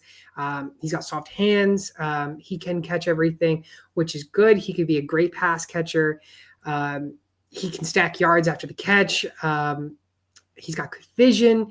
There's potential with him. There's potential, a little bit of raw potential. But my comparison I got with him is a Kenneth Walker kind of comparison. I don't think you like him. Doesn't look like you like him. I didn't tell you enough on him. I think he's just one of those guys that never really lived up to his full potential, honestly. Like, he was a 4-star recruit. He went to Florida to start. He got there as a freshman. It was him and Montrell Johnson Jr. who transferred over with Billy Napier after he took over as coach. Johnson was all right, but it's not like we're talking to him as one of these highly guys, and he couldn't even beat him out. Then he goes to Georgia, gets the DUI as soon as he gets to Georgia, pretty much, and then didn't really do like he was okay, but he's just one of those guys. It's like, hey, he was okay, and he got the Senior Bowl invite, and I'm like, I don't think he really deserved to be at the Senior Bowl, if that makes sense. I think he was, maybe he's a Shrine Bowl guy, and that's not trying to knock the Shrine Bowl or anything, but I'm just like, I was kind of surprised that he was at the Senior Bowl. I think he probably gets drafted late day 3. I think he's just kind of more like one of these, they refer to him as the Jags, just a guy, just another backup guy. I don't think he's ever going to mount too much. He's also kind of weird because I'm not exactly sure what he is, because obviously he's bigger. Most of the time in college, he was bigger than obviously Travis played at. And then he tried to cut back a bunch to the combine. He ran faster at the combine than I expected, but he also cut back, 10, 15 pounds just to do that too. So it's what's the full story look like for him at the end of the day almost? And that's the bigger question. I don't think both of us see him being that starting running back, but a good backup, maybe even a third depth chart kind of guy. But again, I honestly, it would be nice to see him be on the same team as his brother, but I just don't see that happening. I feel like there would be more fights between the two guys. They'd be arguing who's the better running back on the team and this and that, some brotherly love. Yeah, I'm just not exactly sure where he fits in. I don't really have a good comp for him either, though, too, because he's a very different player than his brother, obviously, and he's just one of these guys. We see guys like him every year come and go, so it's I don't really see too much there. Very true, very true. I have met 8. Devin Neal is at number 9 for me, and Devin Neal, he's a prospect out of Kansas. He had a good production score in the combine, but his athleticism score wasn't all the greatest. His pro comparison that I have is Zach Charbonnet, back-to-back Seahawk comparisons. Zach Charbonnet being the comparison for Neal. There is some problems on whether or not he can have big bursts, but they show that he has got a lot of average early bursts. He takes time to get the footwork going. And sometimes when there's a hole here and there's a hole there, he kind of finds a problem on trying to find those and creating more time to find those holes, to be creative and get those and make a guy miss. But there is some good positives. He runs behind his blocks, which is good. Prioritizes ball security, another good one for the running back. But again, draft projection, he's a day 3 pick. Again, could just be a guy that's another backup in the NFL. Yeah, I think he's kind of one of those guys. It's just he just goes out and he does his job, but he doesn't have the high end athleticism to really project for much more, if that makes sense. It's just he's the old adage, you need 3 yards, Devin Neal's going to go get you 3 yards. You need 4 yards, he'll get you 4 yards. Exactly. But your top guy needs a breather. He's your guy. He'll get you a couple yards for you. He's what I'd call a safe player almost. Almost like a Brian Robinson type guy, I know Brian Robinson's probably done a little bit better at the NFL level than a lot of people expected, but what we thought of Brian Robinson kind of when he was coming out of college, I think he's a guy that'll be a day 3 guy. I think he's a guy that's going to be, eventually a part of the committee, and I think he's just a guy that's going to go out and do his role, and he's going to, if you look at what he's done in Kansas, he was a 4-star recruit. I think he was from the Kansas area originally, just kind of stayed home. And I think, don't quote me on this, I think he had 1,000 yards rushing every single year that he was at Kansas too. So he's a guy that has produced. He's a guy that knows how to play the running back position at average, what will be considered probably an average level at the NFL, but he's not going to really have the high end upside at the end of the day. I'm quoting you on the 1,000 rushing yards. He does, except for his freshman year. He had 707. Freshman year is a little less. Yeah, 707. But other than that, I mean, the past two Yeah. seasons, he's got a combined 32 touchdowns, almost just above 2,500 rushing yards between those last two seasons. And they always brought in other guys too. So that is part of it. Like, I can't remember what the guy's name was. They brought in somebody from like Minnesota one of the years that actually had a pretty good year the year prior. And they brought him in to be a part of the committee with Devin Neal. And Neal was just like, "No, I'll get this guy out of here," pretty much. Yeah, I can't remember. Micah Johnson, that was another running back. Daniel Hishaw, Carson Morgan. Oh, it was a couple years ago though. So yeah, but the guy that had a decent, like the starter went down for Minnesota. He came in and played 6 games. It looked pretty good. Then he transfers down to Kansas, and it's like maybe after the first or second year, Devin Neal, and Neal's just like, "No, we're not having a committee with this." No, he does have a lot of good potential though in the NFL. There is a lot of potential because he can prove he's proved that he can be a solid runner, and the ball security is also a very important one. Mm-hmm. To round out your top 10, this guy's right outside my top 10. It's Taj Brooks. Talk to me a little bit about Taj Brooks and what's your thoughts on him? So Taj Brooks, he's been a workhorse running back for Texas Tech the past 2 seasons. The year prior to that, Shadadrick Thompson, I think is his name. He's been on like NFL practice squads for a couple years here and there now. He kind of split time with him. And if we look at what Taj Brooks has done, he's been awesome at Texas Tech, first of all. But, shouldering that workload, he's shown the ability to have and command that workload. Everybody just kind of wrote him off, though. Like, they're like, "Oh, this guy's like not athletic." So everybody thought he was going to run the 4.6s. He runs a 4.51. He has really good short shuttle, really good 3-go. Like, his relative athletic score was just shy of 9 from a guy that we expected to be like in the 5s probably. And he has some of the best vision, patience, and footwork in the entire class. So I would not be surprised, if we come back 3 years from now, we're like, "Hey, this guy ended up being a solid starter at the NFL level." Probably like biggest thing he could be better at, I guess, would probably be pass catching, but it's mainly just because of how their offense is structured. And they're just like, "Hey, give this guy the ball. He's going to find space. He's going to use his footwork. He's going to find every little nook and cranny you can pretty much find." So overall, I think he's a great player. He went down to Shrine Bowl. People question like how athletic he would look for some of those guys. And he was arguably the best running back there. And then beyond that, we go to the combine and he tested way better than anybody expected. So I think everybody that kind of knocked him early because they thought he wasn't going to be athletic kind of haven't came back fully around to him at the same time either. Yeah, and that's the thing. Like you mentioned how his pass catching ability is a problem. If he can work on his pass catching ability, he can easily, like you said, 3 years down the road, we could see him as a solid starter. I mean, you look at his last 22 games. 19 of his last 22 games, he rushed for 100 plus yards. And in 2023, he had 633 touches. It's a lot. That's a lot for a running back. I mean, getting hit left and right with all the amount of touches he had. I don't think he's ever really been hurt, though, either. That's the other thing. He's built very compact. And, maybe this is closer to the Tyler Algier comp that we had earlier, but I think he has a lot better footwork than Algier did. And I really liked Algier coming out of BYU, too. Yeah, exactly. Last guy for me, again, Taj Brooks was number 11. He could move up to my number 10, but RJ Harvey right now sits at my number 10. He is a former 3-star recruit. He's got potential to be a 4th, 5th round pick, definitely an early day 3 pick, but he's got kind of like this change of pace type of running back style. And he's a guy that he can make you miss. He's got a good shiftiness work. There is some negatives. His pass protection is a concern. He doesn't have this good top end speed, home run speed that we want to see from these new prospects. And he is a little bit older on a prospect, I will say. Forget how old he is, but he's been in college since 2019.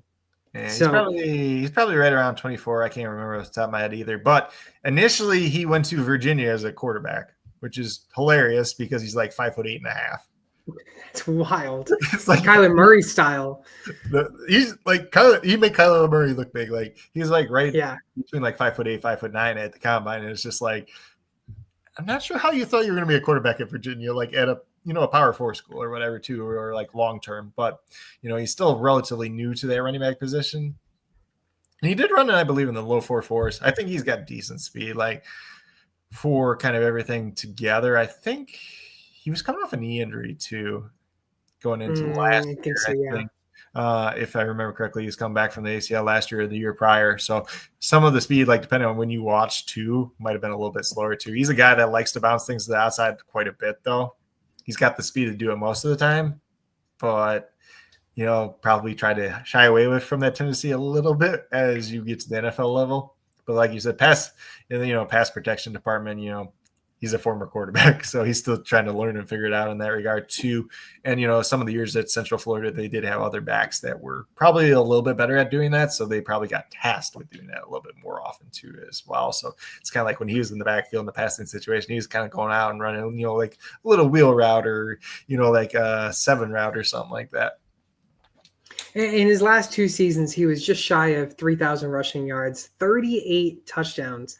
And then again, his pass catching, not all that much for pass catching, but again, he did top 500 pass receiving yards in those 2 seasons and 5 touchdowns. Yeah, and I mean, last year at quarterback, they had like KJ Jefferson for part of the year and whatnot too, so a little bit more mobile quarterback. So probably wasn't dumping it off to the running back quite as much. And the last 2 guys we talked about, Taj Brooks and RJ Harvey, they were 2 of the guys on my college fantasy football team for, the last year. So I know about both of them pretty well in that regard. So obviously they were elite college producers, but, have a chance to be, a good running back at the NFL level at the same time as well. Where do you play college fantasy? We play it's on Fantrax. Fantrax. Okay. Yeah. Well, so, if you need someone, I'm down to test the waters. If there's an opening this year, I can let you know, or like anybody that's listening if they want to. I know we've had some turnovers a little bit here and there. I can't remember. I think it was my 3rd year doing it, but one of the guys that works with like Dynasty Nerds, they do like CTC leagues and everything else like that too. But this one's strictly college fantasy, and it's like is a little buy-in, like $10 buy-in or whatever. So it's just mainly like for people for getting their feet wet or don't want to put too much into the pot or anything else like that. I did have like 3 other names that I just wanted to mention too, just because they're the honorable mention guys. So I had 5 in total, but like obviously we talked about Devin Neal, we talked about RJ Harvey already. So kind of in that similar type of mold to Devin Neal, but a little bit better athletic profile, Jarquez Hunter out of Auburn. He's a guy that's produced at the SEC level for feels like forever now. He's one of those guys that I feel like he's been on my college fantasy football team like all 3 years that I've been doing it. So he's been a pretty good producer there. Obviously not this past college football season, but the year prior. He got suspended for the first couple games of the year for some off the field issues. I don't remember like the full details off the top of my head for that. There's kind of like contrary reports about that too. So does that hurt his draft stock ultimately? But he's a guy like Devin Neal. He's going to go out. He's going to do the right thing. He's really good at getting skinny through the hole though too. He's a guy that maybe like when you think of a power back, he's on the lighter side for a power back, but he still is not afraid of contact. He can run through it pretty well. Probably still could be a little bit better in terms of pass catching. I think at the Senior Bowl, he did pretty good in the pass protection reps, though. So he's a guy that really stood out there. And then I'll go with Quinn Allen next, the Syracuse running back. So if people aren't familiar, he is another guy that had a lot of touches last year. Very, very productive, too. I think last year, don't quote me on it, though. I feel like I'm quoting you. I feel like that was his first like real like full-time like workload, So we'll see what that looks like at the NFL level. He's another guy that was kind of like interesting weight-wise because I feel like he was under 200 at the Senior Bowl. Then he was back over at the Combine. So it's just like I think ultimately he plays like right around 205, but it's just like when you see that fluctuation, like sometimes you're like, But I think he's a good all-around back. He's probably going to be a good zone scheme guy. He might be another one of those upright runners, though, too. He had a good nose for the end zone, though, too, this year. Scored way over double-digit touchdowns, and he can catch the ball a little bit out of the backfield, too, as well. And then the last guy is probably the guy that people haven't heard of. It's Ja'Cory Krosky-Merritt out of Arizona. He played 1 game this year for Arizona. He balled out in that game, but then the NCAA was like, hey, you're not supposed to be eligible this year, pretty much. So I think it was FCS or DD2, one of the two. He played like his first couple of years there. I don't remember which college is off the top of my head now. I want to say like Alabama State, but I don't think that's right. So he for redshirted. Ja'Cory? What? You said for Ja'Cory? Yeah, for like his first 3 years. Yeah. He played, I don't remember if it's Alabama State or something like that. It was like one of those FCS or Division II schools. So he played really well there, but his first year he played in like 3 games. You can play in up to 4 games and then redshirt. So he had whatever number he had there. Let's just say number 4 he had, right? So after he redshirted, they gave number 4 to a different player on the team. And the NCAA argued that he was still the one wearing that number. So after he played 1 game for Arizona this year, they're like, hey, and this is all kind of like what I've heard about the story too. So then after he played 1 game, balled out at Arizona this year, after playing really good at, I think, either New Mexico or New Mexico State the year prior. New Mexico. New Mexico. I always mix those two up for whatever reason, but goes to Arizona, balls out the first game of the year. And then they're just like, hey, you're not even supposed to be playing pretty much. Like, but then they like they try to appeal it. And then like the NCAA doesn't want to admit that they're wrong pretty much. So then he pretty much sits out all this year, goes to the Hula Bowl because he sat out pretty much all year. So he didn't get a higher game invite initially. Plays really well at the Hula Bowl, has a really strong week of practices there, gets bumped up to the Shrine Bowl, looks really good there, has a good game there. I think he had a good game, at least either that or practices. Can't remember which off the top of my head. But the guy comes out, he tests really well too. He's a guy that has production. He's a little bit older too because he's been around, 5-6 years of college now because obviously there was that issue. But for a guy that sat out all year to still test as well as he did, to still perform at the Hula Bowl, to still perform at the Shrine Bowl, he's going to be a good late round pick. By the way, in the beginning stages of his career, he played at Alabama State for the Hornets. That's what I thought. I was saying Alabama State. I'm like, that's the one that comes to my head. He was there for like 4 seasons. 4 seasons. So the first year was the one that kind of came into question. Is he redshirted that year, but he like appeared in 3 games. You can appear in up to 4 games and still be considered a redshirt. They changed that rule a couple of years back, probably 5 or 6 years ago. Been a running back since 2019. So he's been around, but he's always produced. Yeah. This past season in Arizona, he was averaging 8.2 yards before he couldn't play again. 13 carries, 106 yards. Yeah, he got to play 1 game, and then they're like, wait a second, you're not supposed to be here. Wait a minute. And there was another weird situation like that, I think, last year. And then they let the guy like sign on an NFL practice squad or something like that. But he's in this year's draft class. I don't know why they treated this situation differently. Maybe just because he played an actual college game this year. That might be why. I have no idea, honestly. But he's a guy, a name to watch out for there, a guy that has production, at multiple schools. He probably would have had over 1,000 yards rushing easily at Arizona this year, assuming that he stayed healthy and was allowed to play all the games. But that's a different story for a different day. Yeah, and I just want to touch a little bit on Jarquez Hunter. He was averaging a lot per carry during his college career. He was averaging through his 4 seasons about 6.3 yards per carry, which is pretty good. His down year was 2023 was 5.7, but he was averaging 6.4, 6.7 yards each season. In the SEC. Yeah. And he, I think, was either first team all conference or second conference like 3 years in a row in the SEC. Like, that doesn't happen. No. But nobody talks about him. Like, he's just the guy that goes out, does the right thing. He's slightly athletic. He does a lot of things well. I don't know if it's just because of the one off the field thing, which we don't know like the full details of anymore. Yeah. And I'm sure that came up in meetings and stuff like that too, but it seems like he's really come around since then. So I have no idea. Something to keep in mind, a good guy that could sneak under the radar for some running teams that need late round running backs. Yeah. I had one comp in here back when we had the quarterbacks, just because it was one of those old school comps that I didn't get to throw out there. Yeah, go for it. When we were talking about Dylan Gabriel. You want to hear yeah. You know the comp for Dylan Gabriel? Let's hear it. Doug Flutie. Doug Flutie, really? Short left-hander that could move around a little bit and was fairly accurate with the football. Oh my goodness. And that's how we end the show. Doug Flutie is the comparison to Dylan Gabriel. I was joined by my great guest star, Coach Craig. Craig, you mentioned you were doing some 7-round mocks and everything. Tell us where people can find you and what you're doing leading up to the draft. Maybe we'll have you on hopefully for draft day live a little bit, maybe. But we'll see if I can sneak away from the other one. But so I'm on Twitter at Coach Craig Sport, or I guess it's called X. I still call it Twitter for forever. I call it Twitter too. On YouTube at Coach Craig Sports. Right now it's kind of the busy, hectic week, but in general, what I typically have going on is MLB DFS core picks throughout the week, Monday through Friday. Typically, I write the MLB DFS playbook over on Fantasy Alarm, typically on Saturdays. And then I have UFL DFS typically coming out once a week too. So kind of just breaking down that. Obviously, that's our spring football for those of you not familiar with it. Definitely would recommend checking it out. Probably not going to be this week with Eastern. Probably not going to be next week with the NFL draft, but maybe the week after that. Watch a game or two. Pretty good competition. You'll see some familiar names, some guys that maybe, in a show like this were talked about, 2 years ago.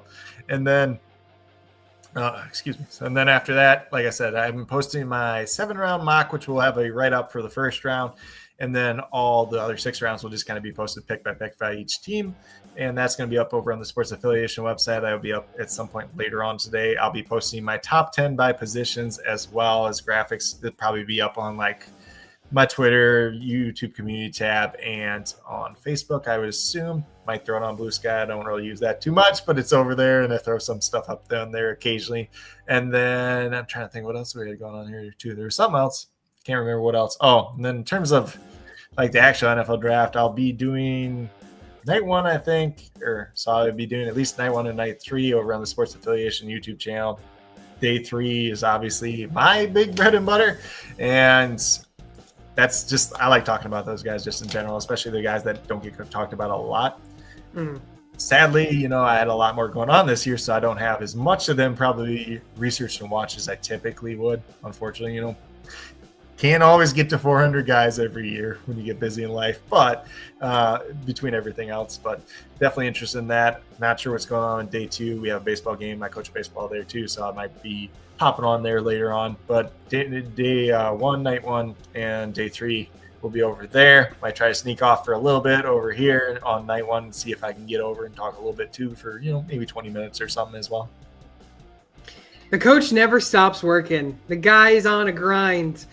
But again, go follow him all over social media at Coach Craig Sport. Again, it was great having you on as a guest star once and always.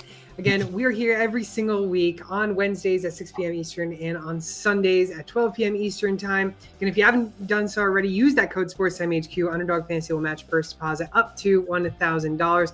And if you're looking to get that trophy, ring, or belt on TrophySmack.com/SportsTimeHQ, who knows? Maybe if you win your fantasy leagues for baseball, basketball, hockey, you can go get yourself a trophy for those league mates. Again, TrophySmack.com/SportsTimeHQ. Joined by my great guest star, Coach Craig. I'm Fernando. I'm your host, Sports Time HQ, and we'll see you all on Wednesday. Oh, and happy Easter to everyone.